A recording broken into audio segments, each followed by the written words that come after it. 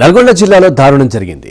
కేతేపల్లి మండలం రాయపురంలోని cent Ann's school ఆవరణలో park చేసిన 2 స్కూల్ బస్సులు దగ్ధమయ్యాయి.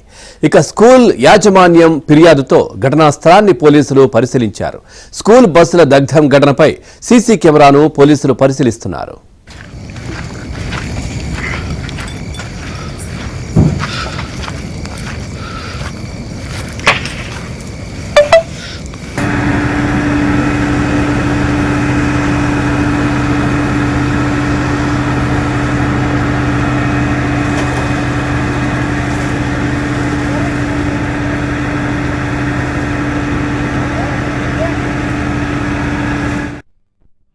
నైట్ ఏం జరిగిందంటే 10:15-20 అలాగా ఒక పెద్ద సౌండ్ విన్నాం.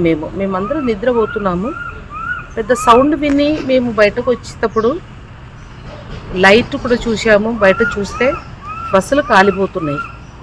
మేమందరం ఏడ్చి అందరిని పిలిపించి ఎస్ఐ గారిని పిలిపించాము, డ్రైవర్స్ని పిలిపించాము.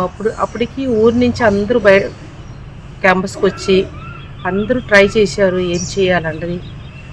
త్వరగా ఒక డ్రైవరు పక్క ఊర్ల నుంచి ఉండే ఒక డ్రైవర్ వచ్చి 3rd బస్సు చూస్తే 2 బస్సులు కాలిపోతున్నాయి.